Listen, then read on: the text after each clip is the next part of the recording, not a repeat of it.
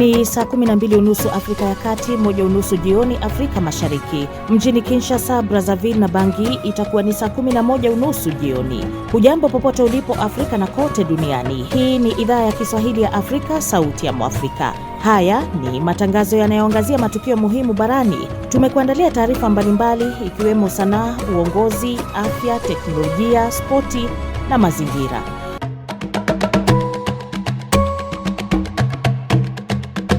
Jina langu ni Anna Ngugi. Andamana nasi kwenye ukurasa wetu wa Facebook, YouTube, X na TikTok. Tafuta idhaa ya Kiswahili ya Afrika. Karibu mpenzi msikilizaji, tuandamane. Kwa wasikilizaji wetu wa Kenya, hasa katika mwambao wa pwani na viunga vyake, mnaweza sasa kutusikiliza kupitia Radio Kaya ambayo inasikika kupitia 93.1 FM hapo jiji kuu la Mombasa. Pia inasikika miji ya Kwale, Kilifi, Taita Taveta na Lamu. Ni eneo zima la pwani ya Kenya. Nchini Tanzania mnaweza kutusikiliza kupitia 92.5 Highlands FM, redio iliyopo katika mkoa wa Mbeya na ukanda wa nyanda za juu kusini pamoja na maeneo ya kaskazini ya Zambia na Malawi. Wasikilizaji wetu Uganda, sasa tupo kwenye Jogoo ikiwikia 93.8 FM inayopatikana maeneo ya Mbale, Iganga, Mayunge, Malaba na mpakani Busia. Pia baadhi ya maeneo ya Kisumu nchini Kenya.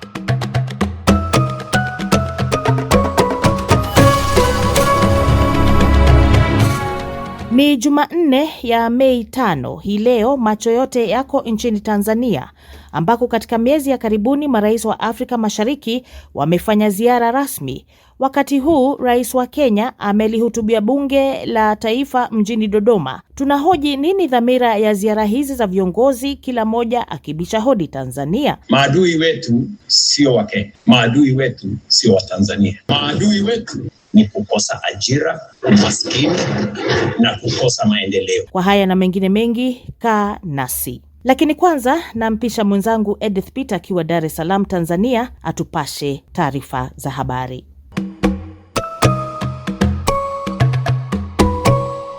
Bamako, Mali. Kiongozi wa kijeshi wa Mali Jenerali Assimi Goita amechukua nafasi ya waziri wa ulinzi kufuatia kuuawa kwa afisa aliyekuwa akishikilia wadhifa huo katika wimbi la mashambulizi ya kushtukiza. Nchi hiyo ya Afrika Magharibi bado inakabiliwa na mgogoro wa kiusalama zaidi ya wiki moja tangu muungano wa wanamgambo wa kijihadi na waasi wanaotaka kujitenga ulipoanzisha mashambulizi ya kitaifa. Wakati wa mashambulizi hayo, waziri wa ulinzi Sadio Kamara aliuawa katika kile kinachoaminika kuwa shambulio la bomu la kujitoa muhanga lililotekelezwa kwa kutumia roli karibu na makazi yake jirani na mji mkuu Bamako. Amri iliyosomwa kwenye televisheni ya taifa Jumatatu ilisema Goita atamrithi Kamara kama waziri wa ulinzi akisaidiwa na mkuu wa majeshi Jenerali Omari Diara aliyeteuliwa kwa waziri msaidizi. Uamuzi wa Goita kushikilia kwa wakati mmoja urais na wizara ya ulinzi unatafsiriwa kama jitihada ya kuimarisha mamlaka yake wakati ambapo uongozi wake unaonekana kutishiwa.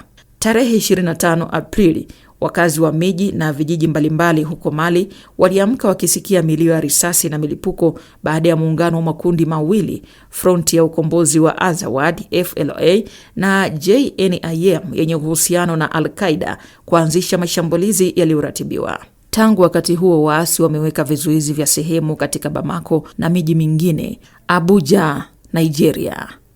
Wanasiasa wawili mashuhuri wa upinzani nchini Nigeria wametangaza kuhamia vyama vingine katika mpangilio mpya wa kisiasa kabla ya uchaguzi wa rais wa mwaka ujao. Peter Obi na Rabiu Kwankwaso waliomaliza nafasi ya 3 na ya 4 mtawalia katika uchaguzi wa urais mwaka 2023 wamejiunga na chama cha Nigeria Democratic Congress NDC, hali inayofungua uwezekano wa kuunda tiketi ya pamoja kumpinga Rais Bola Tinubu. Hapo awali walikuwa wanachama wa African Democratic Congress ADC pamoja na aliyekuwa makamu wa rais Atiku Abubakar aliyeshika nafasi ya 2 katika uchaguzi uliopita. Ingawa hatua hii inaweza kuonekana kama kugawanyika kwa upinzani, wafuasi wa Obi na Kwankwaso wanasema italeta umakini zaidi katika muungano wao. Wanasiasa hawa wawili ni magavana wa zamani wanaoungwaji mkono mkubwa wa wananchi kupitia harakati za Obedient, na Kwankwasia Obi na umaarufu mkubwa miongoni mwa vijana kusini mwa nchi, huku Kwankwaso akiwa na ushawishi mkubwa kaskazini. Washirika wa Rais Tinubu wamekanusha madai ya kujaribu kudhoofisha vyama vya upinzani. Obi mwenye umri wa miaka 64 na Kwankwaso mwenye umri wa miaka 69 walipokelewa rasmi katika makao makuu ya NDC jijini Abuja na kiongozi wa chama Senator Seriake Dickson. Baada ya tukio hilo, wote walisisitiza umuhimu wa umoja wa kitaifa, fursa zaidi kwa vijana na kukomesha migogoro ya ndani inayolikumba upinzani. Hata hivyo, uamuzi wao unaweza kuvuruga muungano uliokuwepo kijengwa ndani ya ADC, huku baadhi ya wanachama wakihisi kusalitiwa, jambo linaloongeza mashaka kuhusu uwezo wa upinzani uliogawanyika kumpa changamoto Rais Tinubu mwenye umri wa miaka 74. Nouakchott, Mauritania. Wabunge wawili wanawake wa upinzani nchini Mauritania wamehukumiwa kifungo cha miaka 4 jela baada ya kumkashifu rais na kutoa madai ya ubaguzi wa rangi, kwa mujibu wa mawakili wao. Mwezi uliopita, wabunge Marieme Cheikh Dieng na Gamou Achoa walishtakiwa baada ya kuchapisha ujumbe kwenye mitandao ya kijamii uliomkosoa Rais Mohamed Ould Ghazouani. Katika machapisho yao, waliomba rais aondolewe madarakani na kushutumu mfumo wa haki unaotawaliwa na Waarabu kwa kuwachukulia Waafrika weusi na vizazi vya watumwa kama raia wa daraja la pili. Mawakili hao walithibitisha hukumu hiyo iliyotolewa na mahakama ya jinai katika mji mkuu Nouakchott. Serikali haijatoa maoni rasmi kuhusu hukumu hiyo. Mauritania imekuwa ikikosolewa kwa muda mrefu kuhusu ukiukwaji wa haki za binadamu, huku uwepo wa utumwa ukiendelea kuwa doa kubwa katika historia ya nchi. Shendi, Sudan. Ndege isiyo na rubani iliyozinduliwa na vikosi vya wanamgambo nchini Sudan ililenga uwanja wa ndege wa Khartoum siku ya Jumatatu, lakini ilidunguliwa kabla ya kufikia lengo lake, kwa mujibu wa maafisa wa uwanja wa ndege. Hili ni shambulio la karibuni katika vita vinavyoendelea Sudan, ambavyo sasa vimeingia mwaka wa 4. Shambulio hilo lilitokea siku chache baada ya wanamgambo wa Rapid Support Forces RSF kuwaua angalau watu 5 katika shambulio la droni lililolenga gari la raia nje kidogo ya Khartoum Jumamosi iliyopita. Maafisa walisema droni hiyo ilidunguliwa na mifumo ya ulinzi wa anga ya Sudan ilipokuwa ikikaribia kutoka upande wa kusini na haikusababisha uharibifu wala majeruhi. Serikali ya kijeshi ilithibitisha tukio hilo. Afisa wa kijeshi alisema droni hiyo ilizinduliwa kutoka nchi jirani, lakini hakutoa maelezo zaidi. Safari za ndege katika uwanja wa ndege wa kimataifa wa Khartoum zilisimamishwa kwa muda mfupi, lakini zinatarajiwa kuendelea baada ya ukaguzi wa kawaida. Kufunguliwa tena kwa uwanja huo mwaka jana kulikuwa hatua muhimu katika kurejesha hali ya kawaida katika mji wa Khartoum uliokuwa kitovu cha vita vilivyoanza Aprili mwaka 2023 kati ya jeshi na RSF. Naam, shukran sana Edith, na moja kwa moja kwa taarifa yetu ya kwanza, ambapo Rais William Ruto wa Kenya leo amehitimisha ziara yake ya siku 2 nchini Tanzania, ziara iliyojikita kuimarisha masuala ya biashara na uwekezaji bila kuweka kando swala la uboreshaji mahusiano ya kidiplomasia. Mataifa hayo yametiliana saini mikataba 8 ya ushirikiano. Nchi za Kenya na Tanzania, licha ya ujirani mwema, mara kadhaa kumekuwa na masuala ambayo yameleta mikwaruzano ya kibiashara na kutishia kuzorotesha uhusiano wao. Lakini safari hii viongozi wa pande zote wameketi pamoja na kuainisha shabaha ya kumaliza vikwazo vyote vya kibiashara, huku Rais Ruto akikunja jamvi la ziara yake kwa kulihutubia bunge nchini humo. Mwanahabari George Njogopa na undani zaidi wa ziara ya kiongozi huyo aliyekuwa ameambatana na ujumbe wa viongozi kadhaa, ikiwemo pia jopo kutoka sekta binafsi. Rais Ruto amerejea nyumbani akiwa ameacha alama 2 nchini Tanzania. Kwanza, kuweka uzani wa kibiashara na uwekezaji, uzani ambao umefanikiwa kuzalisha matokeo chanya kwa viongozi wote wawili, yani yeye na mwenyeji wake Rais Samia Suluhu Hassan, kukubaliana kumaliza vikwazo vya kibiashara vilivyokuwa vikitatiza pande zote. Nchi hizo mbili zilikuwa zikikabiliwa na vikwazo vya kibiashara kwa muda mrefu, na kwamba hadi kufikia mwaka 2022 vikwazo 68 vilikuwa vimetambuliwa, na kati ya hivyo 54 vilitafutiwa majawabu kabla vingine 4 kuondolewa Oktoba mwaka jana. Wakati ambako viongozi wao walishiriki jukwaa la pamoja la kujadiliana juu ya masuala ya biashara na uwekezaji, jumla ya vikwazo 10 vilikuwa bado vimesalia vikisubiri kutafutiwa majawabu. Rais Samia alisema amekubaliana na mgeni wake Rais Ruto kuwa vikwazo hivyo vilivyosalia kutafutiwa majawabu haraka iwezekanavyo. Tunapozungumza mambo ya kiuchumi, tumezungumza pia masuala ya ustawi wa jamii za Kenya na Tanzania. Lakini kama mjuavyo, dunia ya sasa, ushirikiano kati ya mataifa umejikita zaidi kwenye mambo ya kiuchumi. Kwa hiyo tulijielekeza sana kwenye mambo ya kukuza biashara, lakini pia mambo ya kukuza uwekezaji katika nchi zetu, na katika hilo tulikubaliana kuondosha vikwazo vyote visivyo vya kikodi. Ama wakati wa ziara ya kiongozi hiyo, pande hizo mbili zimetiliana saini makubaliano ya ushirikiano katika maeneo 8 ikiwemo masuala uhalifu, hatua ambayo inatizama na wengi kama ni upigaji hatua kwa mataifa hayo yenye historia ya ujirani mwema wa muda mrefu. Katika uga wa kisiasa, Rais Ruto alikariri hali ya mambo inaendelea nchini na kumtaja Rais Samia kama kiongozi wa mfano jinsi aliyofanikiwa kushughulikia yale yaliyojiri wakati na baada ya uchaguzi mkuu wa Oktoba 29. Alisema anaamini Tanzania itavuka salama. Rais Samia anasema Kenya itaendelea kuwa rafiki mwema na ambaye ushawishi wake bado utaheshimika. Aligusia pia juu ya kile alichokita kuwabana vijana wa korofi, akitaka pande zote kuchukua mkondo unaofanana. Leo tulikuwa tunazungumza na Rais Ruto, tunazungumza jinsi ya kudeal na hawa watoto wetu watovu wa adabu wanaojiita nani hilo jina hao eti na wenyewe wanajifanya ni hao wa East Africa. Kwa hiyo popote wanakwenda kupigania demokrasi, wafanye fujo huku, wachome huku, wa disturb serikali zao. Nikamwambia Ruto, we have to stand firm on this, watovu wa adabu hao. Tusichague wa Tanzania au wa Kenya. Wakija kwangu na chapa mikwaju, wakija kwako chapa mikwaju, ili wakae sawa. Kiongozi wa Kenya aliyohitimisha ziara yake kwa kulihutubia bunge la Tanzania amesema mataifa hayo mawili yanasalia kuwa wategemezi wa mmoja na mwenzake, akisisitiza namna misingi iliyoweka na waasisi wa mataifa hayo. Maadui wetu sio wa Kenya, maadui wetu sio wa Tanzania.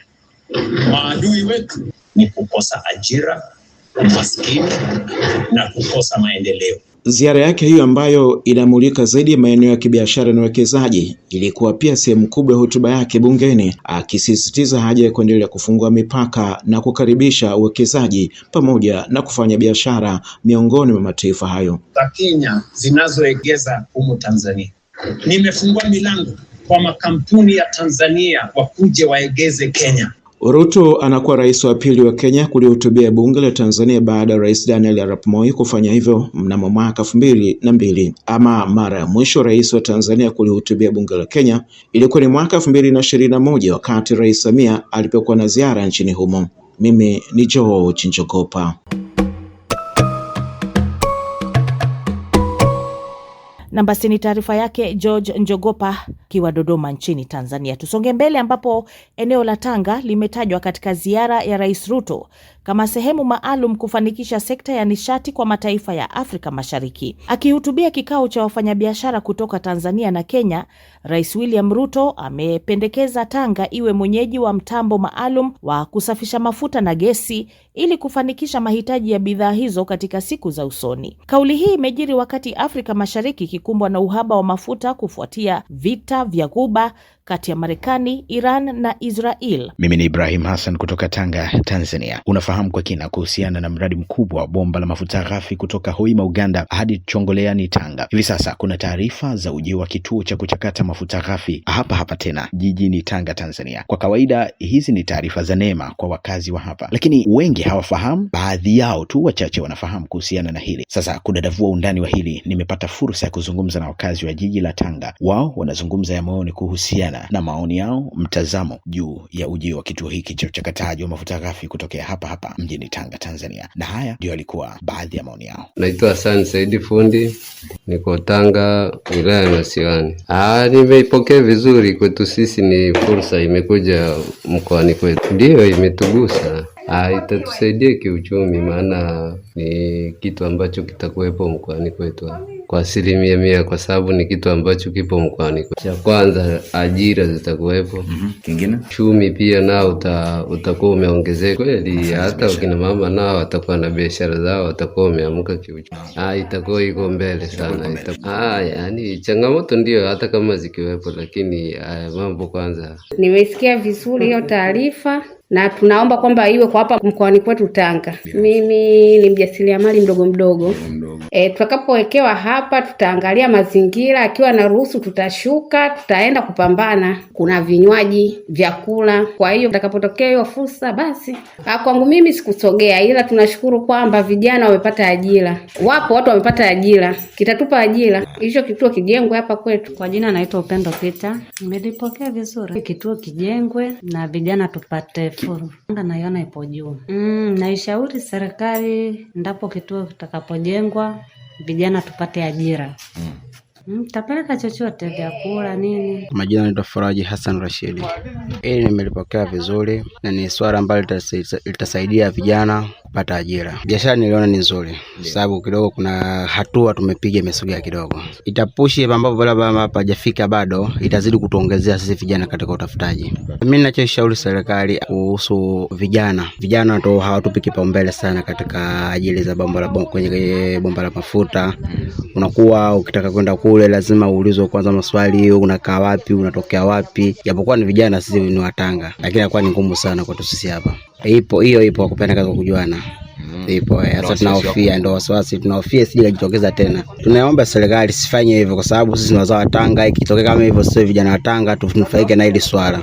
Tunaomba serikali siangalie sana ilifanye hivyo. Kama ilivyo fursa na kauli mbiu ya jiji la Tanga, waja leo kuondoka majaliwa. Wanaamini kila kinachoingia hapa ni fursa, na hata katika tafrija hii ambayo bado ni ya kufikirika, pengine ikazaa matunda kwa siku za usoni. Ibrahim Hassan, Idhaa ya Kiswahili, Sauti ya Afrika. Nambasi ni maoni mseto kutoka kwa wakaaji wa mji wa Tanga.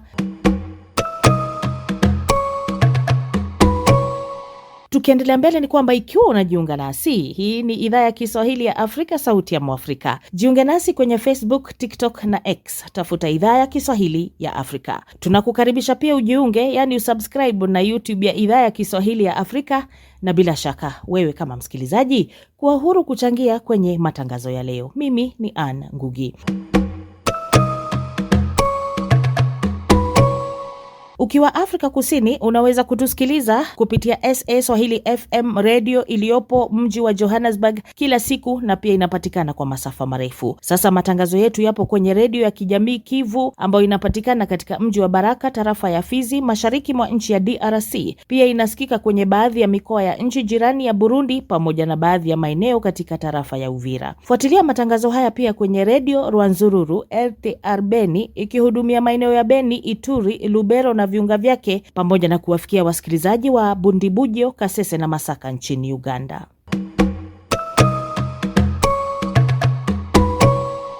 Tukiwa bado kwenye swala la ziara ya Rais wa Kenya William Ruto nchini Tanzania, wadadisi wa kisiasa wanaamini kuwa ziara hizi za viongozi wa Jumuiya ya Afrika Mashariki huenda zikafufua ile ndoto ya waasi wa jumuiya hiyo tangu ilipoundwa, ambayo ilihusu kuwa na shirikisho moja la kisiasa lakini lenye nguvu za kiuchumi, kisiasa na kidiplomasia, pamoja na kujenga jamii za nchi hizi imara. Ziara ya Rais Ruto imekuja siku moja baada ya ziara ya kikazi ya Rais wa Rwanda Paul Kagame nchini humo. Silvanus Karemera amezungumza na Patanas Niyegera ambaye ni mchambuzi wa siasa, uongozi na diplomasia. Niseme ni kweli ziara hizi za marais katika taifa letu la Tanzania, au niseme katika taifa mojawapo la Jumuiya ya Afrika Mashariki, ndio zinatia maswali yenye afya, lakini vile vile zinatia maswali yenye mashaka na zinatia maswali yenye falsafa ya kufikirisha kwa undani. Ukiangalia ndio umesema marais wawili, lakini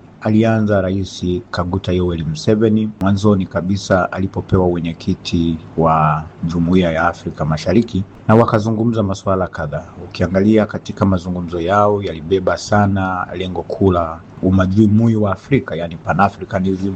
Baada ya kuondoka kwake, sasa tumeona marais wa hizi nchi tatu wakija mmoja baada ya mwingine. Sasa ukiziangalia hizo zote nimezitoa kwa ufupi kusudi msikilizaji wetu aweze kuelewa ni nini ambacho kimejiri katika hichi kipindi.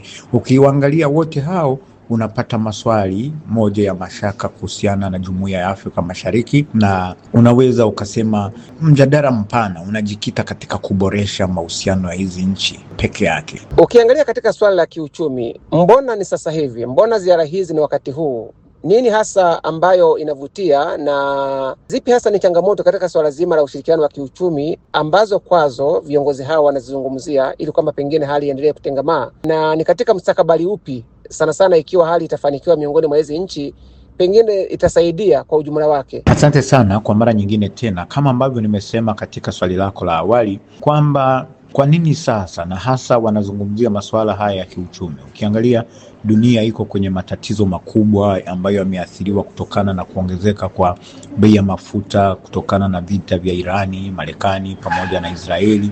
Lakini vile vile ujue hizi nchi zimetoka kwenye magumu yaliyotokana na vita vya Urusi na Ukraini, lakini vile vile kumekuwepo na tatizo la muda kidogo mrefu la uviko 19, COVID-19. Kwa hiyo uchumi nyingi zimekuwa zina mgogoro, lakini vile vile kumekuwepo machafuko katika hizi nchi za ukanda wa Afrika Mashariki. Ukiangalia Rwanda ilewani vizuri na Uganda wamekuwa na misigano ya hapa na pale, na hii yenyewe ni ya kihistoria na ina mjadala wake mrefu.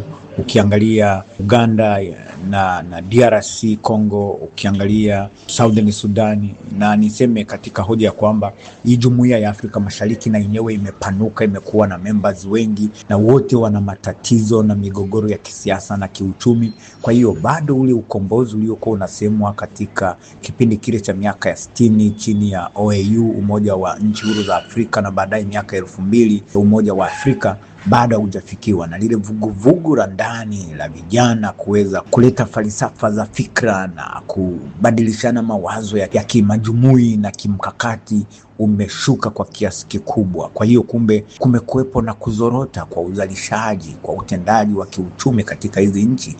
Tuliangalia swala la vijana katika swala zima la ustahimilifu wa kikazi, ajira na masuala mengine ya vijana. Tumeshuhudia kwa mfano nchini Kenya kumekuwepo na maandamano ya hapa na pale kwa vijana, maandamano makubwa yakiwa ni mwezi Juni mpaka Julai mwaka 2024 wakipinga ughali wa maisha kwa ujumla wake. Lakini pia tumeona vijana sana sana katika maandamano kule Tanzania katika uchaguzi wa Oktoba 29. Sasa tumesikia kauli ya rais wa Tanzania akizungumza akiwa pamoja na mwenzio wakati wakikutana na wawekezaji pamoja na wafanyabiashara, akisema kwamba kwa namna moja ama nyingine hawa vijana wanapaswa kupewa adabu. Kauli hizi kwa vijana labda zina athari gani katika swala zima la kutuliza nyoyo za vijana ambao kwa ujumla wake wamekuwa wakilalamikia hali za maisha pamoja na ajira ambazo hazipatikani miongoni mwa vijana katika nchi hizi? Swala la vijana ni swala ambalo linahitaji tahadhari kubwa, na kimsingi kwangu mimi naona ni bomu la nyuklia ambalo liko katika mataifa haya, na hivyo kumbe linahitaji hekima ya pekee, inahitaji busara ya pekee, lakini vile vile inahitaji kurudi katika misingi ya Afrika kabla ya ukoloni, pre-colonial African societies. Nafasi ya vijana ilikuwaje na mgawanyo wa majukumu ya kazi ulikuwaje katika taasisi zetu za kifamilia na kijamii kabla ya ukoloni. Kwa hiyo kumbe viongozi ambao wanazungumza swala hili la vijana wanatakiwa kuwa na tahadhari ndefu ya kutoka kwenye mizizi yetu, kwa sababu ndani ya demokrasia kuna utawala wa sheria, ndani ya demokrasia kuna uhuru wa watu, ndani ya demokrasia kuna nguvu ya umma, ndani ya demokrasia kuna viongozi kuchaguliwa na kuchagua, kuna watu kuwa huru kuchagua anayemtaka na kutomtaka, kuna watu kuwa na uhuru wa kuabudu, kuna watu kuwa na uhuru wa kusema, kuna watu kuwa na uhuru wa kusimama. Na maandamano kwa mfano ni sehemu ya sheria zetu. Maandamano haijalishi ni maandamano yaliyo huru, yasiyokuwa huru, yenye kelele, yasiyokuwa na kelele, salama, yasiyokuwa salama, ni maandamano. Yote hayo kwa pamoja. Mataifa mawili hayawezi yakakaa kutengeneza mkakati wa kupiga watu viboko. Na neno viboko ni neno ambalo bakora ni neno ambalo tunajua katika mizizi yetu ni kitu cha kwenda kuumiza, ni kitu cha kwenda kutia adabu.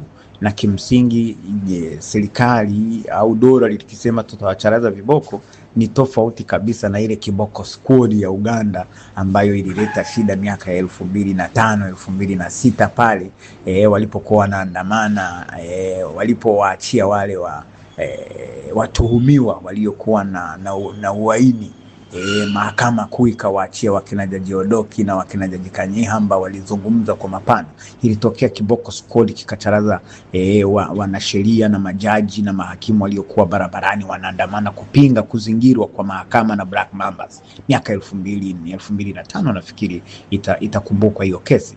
Sasa serikali nyingi hazina viboko skoli kama Uganda.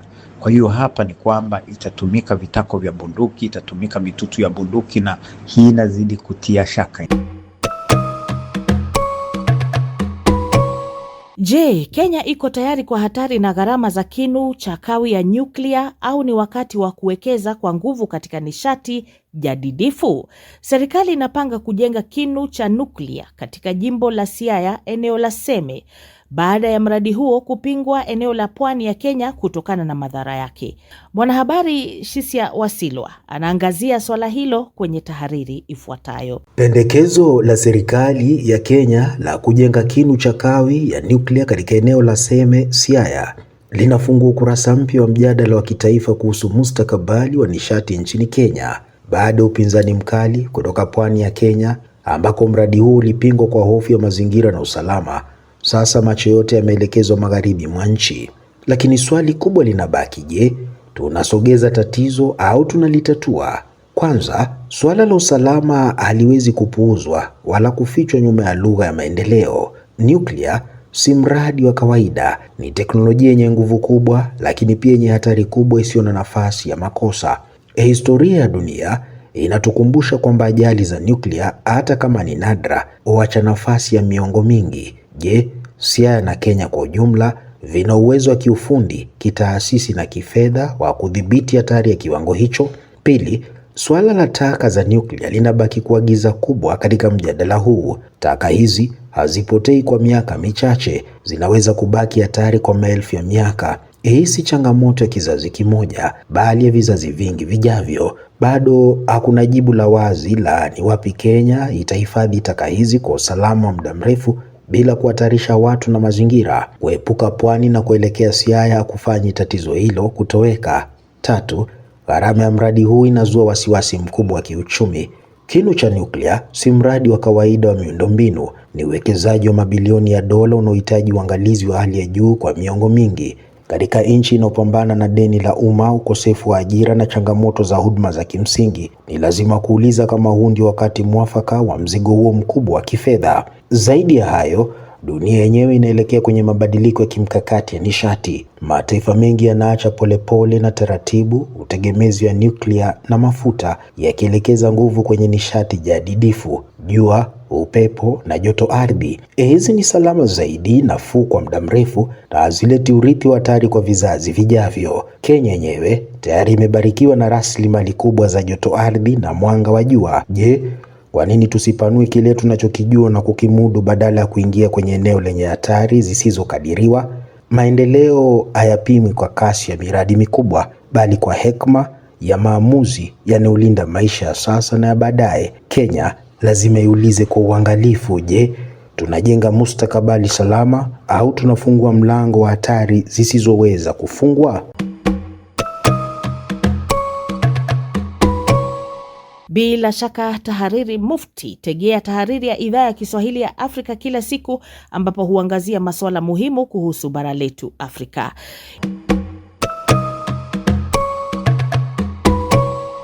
Ikiwa unajiunga nasi, shukran na karibu. Hii ni idhaa ya Kiswahili ya Afrika, sauti ya Mwafrika. Tutafute kwenye Facebook, YouTube, TikTok na X. Tafuta idhaa ya Kiswahili ya Afrika. Waalike marafiki na watu wa karibu kujiunga na idhaa ya Kiswahili ya Afrika. Kumbuka msikilizaji, kujiunga na YouTube yetu, yani subscribe. Sote tu familia moja, sauti moja ya Mwafrika. Wasikilizaji wetu wa Tanzania, mnaweza kutusikiliza mubashara kupitia Chipuka FM Radio 101.6 Gairo mkoani Morogoro. Hii inasikika pia jiji kuu la Dodoma, Manyara, Tanga na baadhi ya maeneo ya mkoa wa Tabora. Radio Maniema New City ikirusha matangazo yetu kwenye masafa ya 97.4 FM katika jiji la Kindu, ambao ndio mji mkuu wa jimbo la Maniema, Jamhuri ya Kidemokrasia ya Kongo, RDC. Ukiwa hapo mashariki mwa DRC, unaweza kutupokea kupitia redio wa shirika, Redio Ngoma ya Amani Fizi ikipatikana maeneo ya Baraka, Kivu Kusini na maeneo ya Kigoma nchini Tanzania na Burundi. Hivi karibuni tutakuwa hapo Kigali na Bujumbura kuhakikisha sauti ya Mwafrika inasikika. Asanteni wote kwa kuchangia matangazo ya leo. Hii ni idhaa ya Kiswahili Sauti ya Afrika. Kumbuka kujiunga nasi kila siku saa 1:30 saa za Afrika Mashariki, 12:30 saa za nchi za Maziwa Makuu au nchi za Afrika ya Kati. Mimi ni Anne Ngugi na shukran kuwa nasi. Hadi kesho, kwaheri.